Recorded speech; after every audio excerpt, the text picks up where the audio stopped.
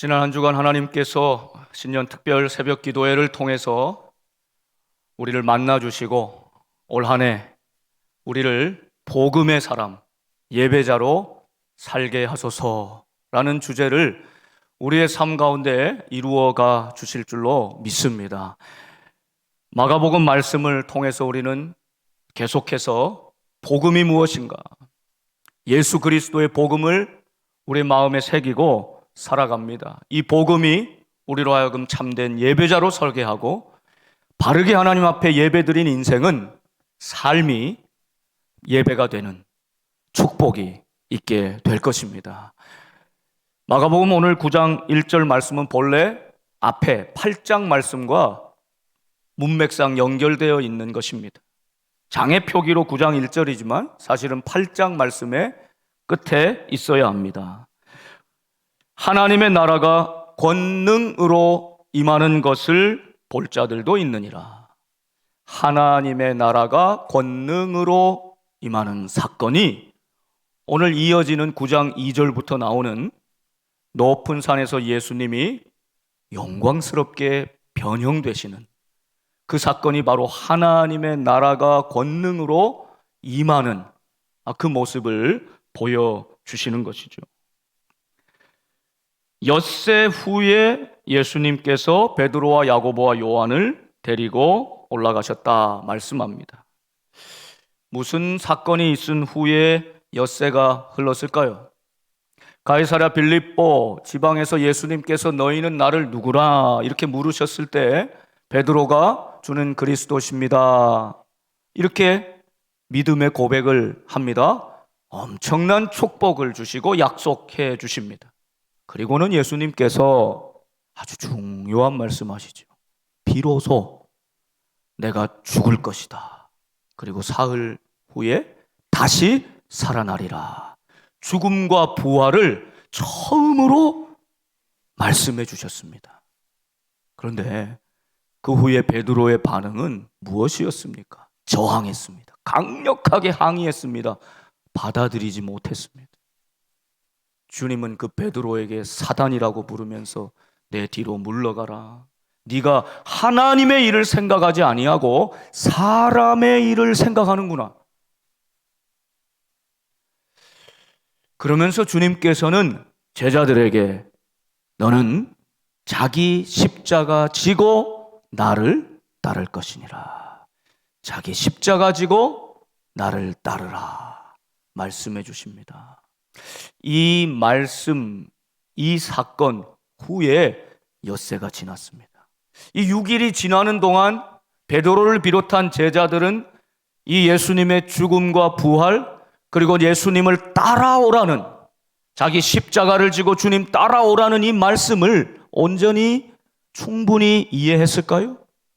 6일이라는 시간 동안 이 말씀을 충분히 깨닫고 이해하기에 마땅한 시간이지만 사실 베드로와 제자들은 그 주님의 뜻을 온전히 알지 못하였습니다. 자, 그렇게 6일이 지난 후에 오늘 예수님께서 베드로, 야고보, 요한을 따로 부르셔서 높은 산에 올라가셨습니다. 종종 예수님께서는 이 12제자 중에서도 베드로, 야고보, 요한 세 사람을 따로 불러서 특별한 시간과 장소, 하나님의 나라의 역사가 일어나는 모습을 보게 하시지 않습니까? 회당장 야이로의 딸이 이미 죽었습니다. 다 사람들이 울고 슬퍼하고 있을 때 그 죽음이 있는 방으로 베드로, 야고보, 요한은 따로 데리고 들어가셨어요. 예수님 십자가 지시기 바로 전 겟세마네 동산에서 당신의 땀이 핏방울처럼 변하기까지 전심으로 기도하실 때에도 베드로, 야고보, 요한을 따로 데리고 가셨죠. 그리고 깨어 있어라. 그리고 나를 위해 기도해다오. 다른 제자들이 볼 때는 이거 차별하는 것 아닙니까? 불공평합니다 생각했을지 몰라요. 그러나 이것은 차별이 아니라 구별됨입니다. 여러분은 예수님이 따로 부르셔서 특별한 장면을 목격하게 하시고 여기 부르심에 순종하며 주님의 부르심에 순종하는 동행하는 제자로 따로 불러 구별된 삶을 살고 싶지 않습니까? 성도가 다 같은 성도가 아니라 제자가 다 같은 제자가 될 수 없고 주님이 나와 함께 십자가를 지고 죽음을 감당할 수 있겠느냐? 그러실 때 나와 함께 다시 살아 부활의 소망과 영광을 누리는 제자가 될 수 있겠느냐? 우리를 구별된 제자로 부르기를 원하시는 겁니다. 여러분은 주님과 함께 죽음까지도 부활의 영광도 경험하게 되는 주님과 동행하는 주님의 특별한 부르심과 사랑을 받는 주님의 제자들이 되시기를 축복합니다. 베드로, 야고보, 요한이 지금 그 놀라운 은혜를 누리고 있는 것입니다. 자, 그들을 데리시고 높은 산에 올라가셨습니다. 그곳에서 주님은 영광의 모습을 보이셨습니다. 주님이 하나님이심을 보여주신 것입니다.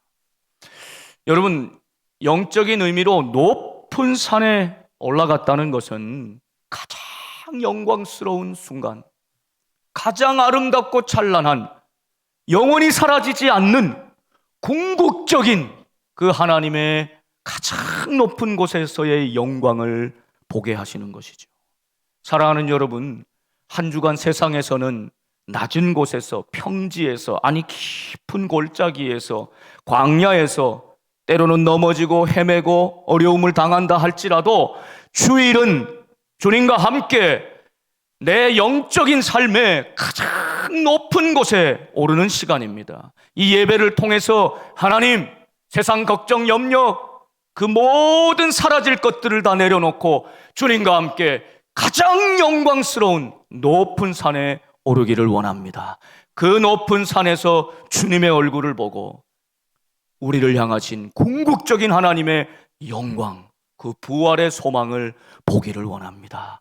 여러분, 올 한 해 높은 산에 주님과 함께 올라 예배하며 예배의 은혜를 만끽하는 저와 여러분 되실 수 있기를 축복합니다. 여러분, 여행도요, 어디를 가는가 보다 누구와 함께 하는 것이 중요하지 않습니까? 예수님의 시험 당하는 장면을 보면 마귀도 예수님을 데리고 높은 산에 오르십니다. 마귀도 예수님을 높은 산으로 인도했습니다. 그런데 마귀가 높은 산에 예수님을 모시고 가서 유혹한 목적은 무엇입니까? 천하만국을 보여주고 그 영광을 보여주고 내게 절하라, 나를 경배하라, 그러면 이 모든 것을 너에게 주리라 한 것입니다. 마귀가 산에 오른 이유는 헛된 유혹에 빠져서 우리로 하여금 사라져버릴, 아침 안개처럼 사라져버릴 세상 영광, 천하만국의 영광, 권세 구하다가 멸망하는 인생이 되게 하기 위해서입니다. 그러나 오늘 예수님은 우리를 높은 곳에 오르게 하셔서 우리를 구원하시고 생명 주시고 너는 나와 함께 영원한 저 천국에서 영생 복락할 인생이다, 우리를 궁극적으로 구원하시고 축복하시기 위해서입니다. 어떤 한 젊은 청년이 인생길 걸어가다가 너무너무 어려운 위기를 만났습니다. 그래서 정말 극단적인 선택을 하려고 죽음의 문턱에 섰습니다. 그런데 갑자기 그의 앞에 어떤 노신사가 나타났어요. 그리고 양손에 병 하나씩을 들고 있는데 빨간 병, 파란 병, 그걸 내놓으면서 하나를 택해라. 그걸 마셔서 네가 살아나면, 그냥 물이면 너에게 원하는 대로 소원을 들어주겠다. 근데 한 병에는 독이 들어가 있다. 그걸 선택하면 마시면 죽는 것이죠. 지금 어차피 죽기로 한 청년은 까짓것 하고 눈 딱 감고 한 병을 선택했습니다. 마셨습니다. 죽었을까요? 살았을까요? 이야기가 되려면 살아야 돼. 첫 번에 죽어버리면 안 돼. 살았어요. 그리고는 내가 너 뭐 해줄까 했더니 10억만 주십시오. 지금도 그 소원을 가지고 계신 분들 있지 않습니까? 10억을 딱 주었어요. 그 후로 이 청년이 그 많은 돈 가지고 행복하게 살았겠습니까? 쉽게 번 돈은 쉽게 쓰게 되어 있습니다. 내가 노력해서 악착같이 땀방울 핏방울 흘리며 모은 돈은 그게 귀하지, 쉽게 받은 것은 쉽게 쓰게 되어 있습니다. 은혜도 주님의 십자가 은혜, 그 고통과 고난의 십자가를 경험하고 내게 주신 은혜라는 것을 깨달으면 그것은 결코 공짜가 아니구나, 너무나 값진 주님의 사랑이구나를 깨닫게 되면 이 은혜를 함부로 받지 않고 허투루 낭비할 수 없는 것 아닙니까? 아무튼 이 청년은 10억을 가지고 쉽게 벌어서 흥청망청 마음껏 썼습니다. 그리고 또 인생의 위기가 탁 찾아왔어요. 누구를 찾을까요? 그 노신사를 찾아요. 어김없이 나타났어요. 양손에 병을 하나씩 딱 들고, 빨간 병 할래? 파란 병 할래? 하나를 또 택했어요. 마셔봤어요? 죽었을까요? 살았을까요? 또 죽으면 안 되죠, 그죠? 살았어요. 뭘 들어줄까? 이번엔 멋진 차 한 대 주십시오. 차 한 대 척 줬어요. 여러분, 이런 식으로 인생의 고난이 다가오고 위기가 찾아올 때마다 노신사가 나타나고, 그는 용하게도 독이 아니라 맹물을 잘 선택해서 자기의 눈앞에 있는 문제들을 해결하고 원하는 것들을 척척 소원으로 받아서 살았습니다. 이 청년이 노신사만큼 늙었습니다. 이제 정말 죽을 날이 얼마 남지 않았습니다. 그의 인생의 마지막에 노신사가 찾아왔어요. 그리고 다시 한번 그 옆에 파란 병, 빨간 병을 내놓습니다. 오늘은 내가 너를 마지막으로 찾으러 왔다. 한 병을 택하였습니다. 마셨어요. 죽었을까요? 살았을까요? 이쯤 되면 죽어야 말이 되는. 살았어요. 놀라운 것은 오늘은 네가 내 소원을 좀 들어줘야겠다. 나머지 한 병 이것도 좀 마셔봐라. 여러분 어떻게 하겠어요? 평생 내 소원 들어줬으니 눈 딱 감고 어쩔 수 없이 그 병을 마셨습니다. 죽었을까요? 살았을까요? 살았어요. 그 병에는 독이 없었습니다. 평생 이 청년은 세상의 헛된 영광을 구하면서 내 눈앞에 위기가 다가올 때마다 자기의 힘으로 극복해내기보다는 헛된 영광 붙잡고 살아온 인생 그 자체가 독이었다는 사실입니다. 독을 마신 것보다 더 나쁜 인생의 결과를 가지고 온 것입니다. 사랑하는 여러분, 마귀는 우리로 하여금 세상의 높은 산에 오르라고 유혹합니다. 그러나 우리 주님은 세상에서 너희가 고난을 당하고 환난을 당해도, 때로는 그 위기가 극복이 안 되고 어찌 될지를 알지 못하고 막막한 심정이라도 주님과 함께 예배하는 이 시간, 이 자리, 내 인생의 가장 높은 영광스러운 자리에 올라 주님과 함께 그 영광을 바라보며 믿음으로 살라고 말씀하시는 것입니다. 올 한 해 주님과 함께 높은 산에 오르십시다. 그 높은 산에서 주의 영광을 바라보고 하나님의 영광을 바라보는 저와 여러분 되기를 소망합니다. 그곳에서 우리 주님은 변화되셨습니다. 변형되셨습니다. 어떤 모습으로 겉으로 변화되셨습니까? 그 옷이 빛이 나는데 그 빛은 무엇으로도 표현할 수 없는 광채였습니다. 여러분, 이 영광이라는 말 또한 빛 아닙니까? 영원한 빛, 꺼지지 않는 빛, 사라지지 않는 빛이었습니다. 그리고 세상에서 빨래하는 자가 더 희게 할 수 없을 만큼 매우 희어졌더라.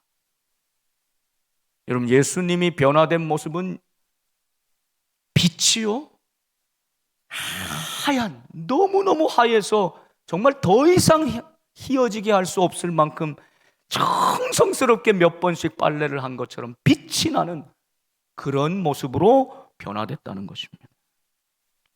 여러분, 이것은 예수님 안에 내재해 있는 하나님이 주시는 하나님의 영광과 권능을 지금 예수님의 모습에서 모든 그 제자들이 볼 수 있도록 변화시켜 주신 것입니다.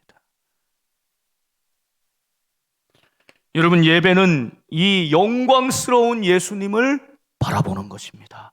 눈이 부셔서 정말 똑바로 바라볼 수 없을 만큼의 영광의 주님을 바라보는 것입니다. 내가 비록 환난을 당하고 고난을 당하고 어려움을 당하더라도 저 낮은 땅에서 정말 어렵게 힘들게 사투를 벌이며 살더라도 이 주일의 예배 시간 주님과 함께 높은 산에 올라 그 영광스러운 주님의 모습을 바라보는 것입니다. 그 속에 소망이 있고 그 속에 능력이 있는 것을 바라보는 것입니다.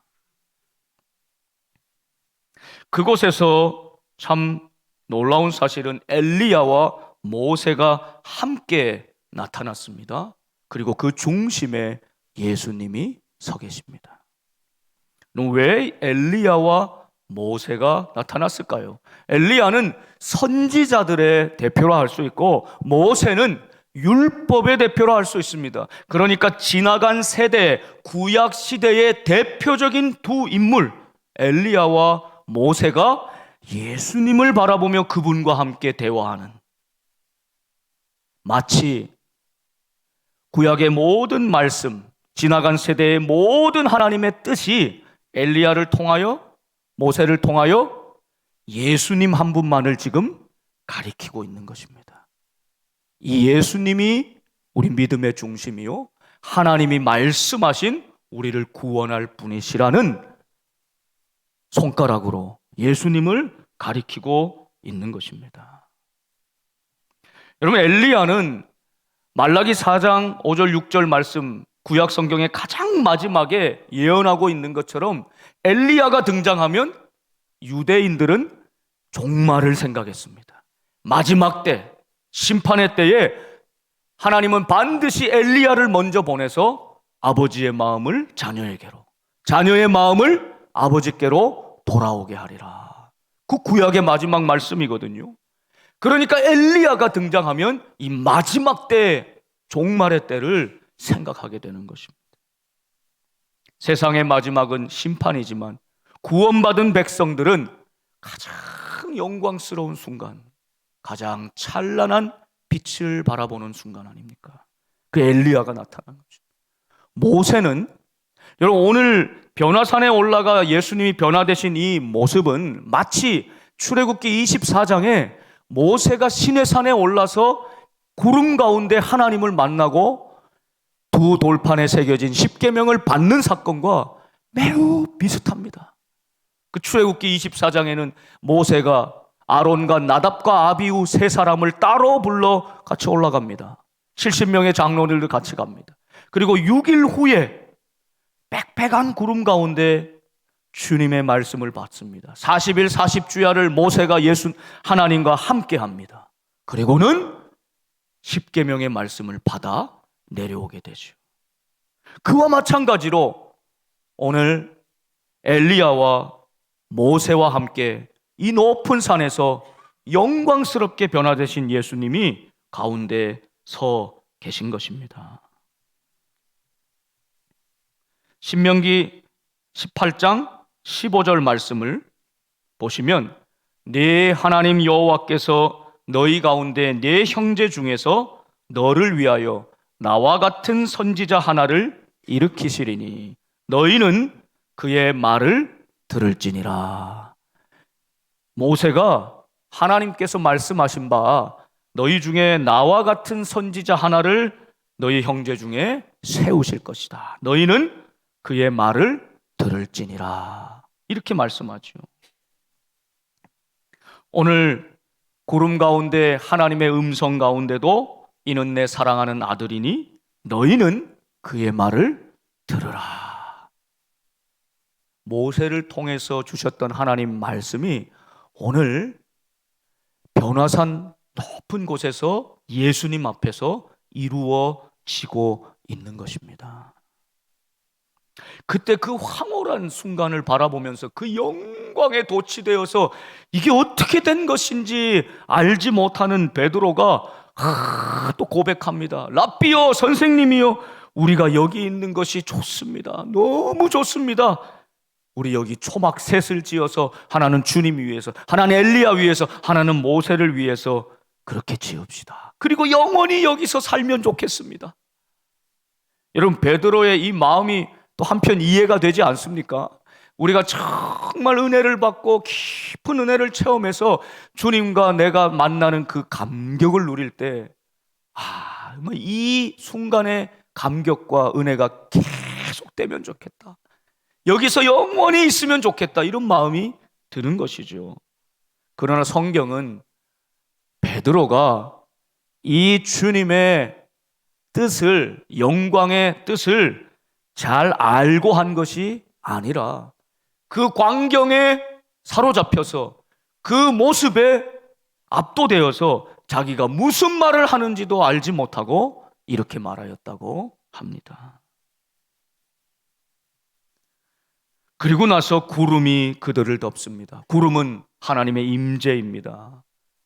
그 구름 속에서 소리가 났습니다. 그 소리가 7절 하반절의 말씀이지요. 이는 내 사랑하는 아들이니 너희는 그의 말을 들으라.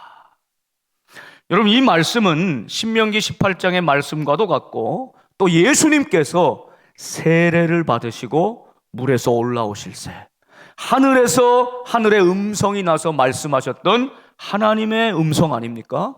이는 내 사랑하는 아들이다, 내 기뻐하는 자라 말씀하신 하나님의 음성이었습니다.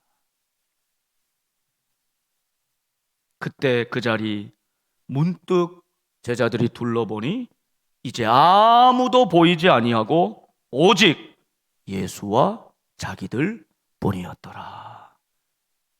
모세도 보이지 않습니다. 엘리야도 보이지 않습니다. 그림자였습니다.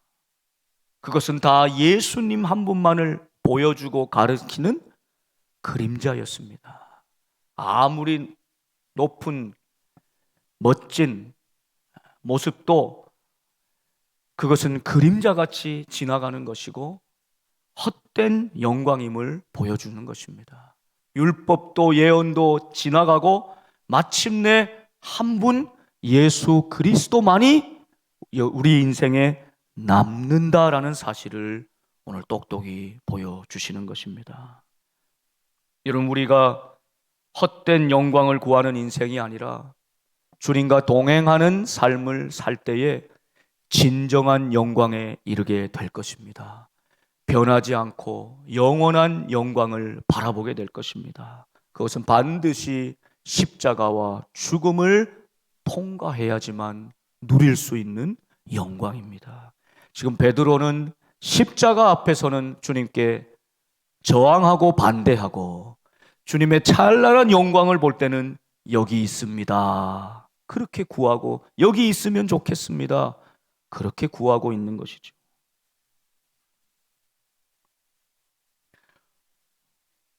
세상과 나는 간 곳 없고 구속한 주만 보이도다. 이것이 나의 간증이요 이것이 나의 찬송일세.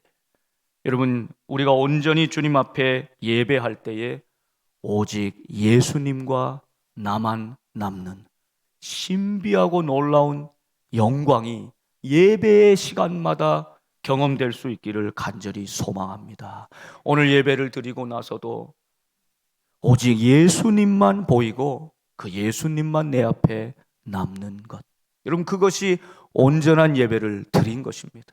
세상의 염려, 근심, 걱정이 다 사라지고 오직 예수님만 보이고 끝까지 남는 분, 내 인생에 끝까지 함께하는 영원한 영광은 오직 예수님뿐이라는 사실을 기억하는 것입니다.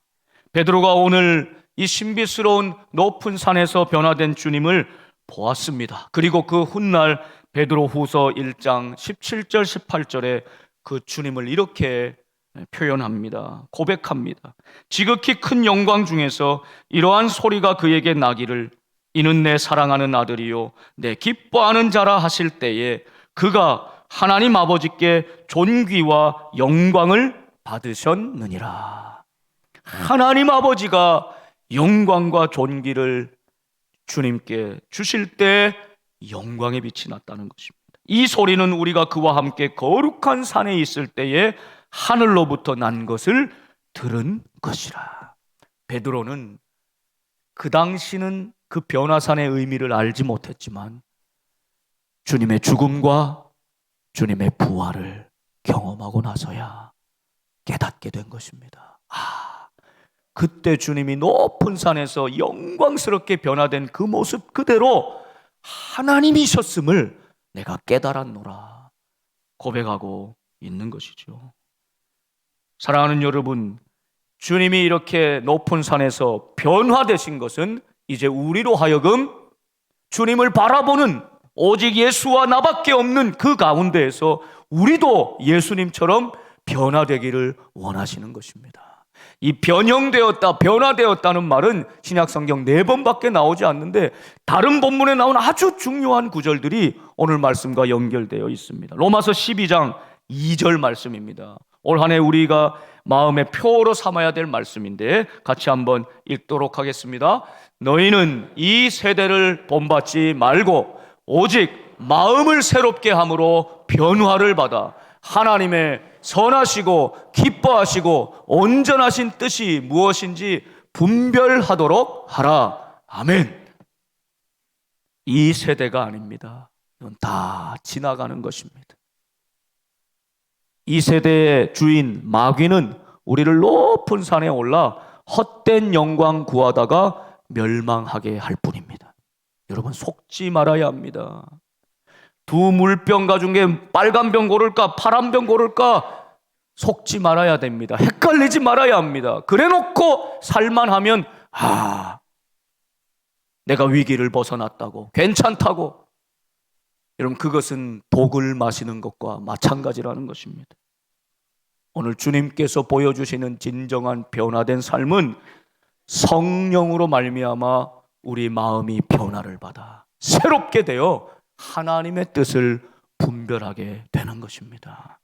이 은혜가 여러분과 함께 하기를 바랍니다. 고린도 후서 3장 17절 18절에도 이 변화가 나오는데요, 주는 영이시니 주의 영이 계신 곳에는 자유가 있느니라. 성령이 계신 곳에 자유함이 있다 말씀합니다. 18절 말씀 우리 다 함께 읽겠습니다.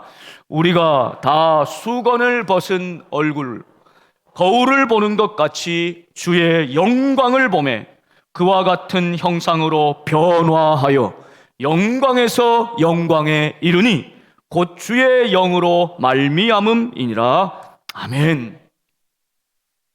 모세가 율법의 말씀 하나님께 받고 시내산에서 내려올 때 그 후광이 얼마나 찬란한 영광이 났는지 사람들이 그것을 주목하지 못하게 하려고 수건을 덮었다.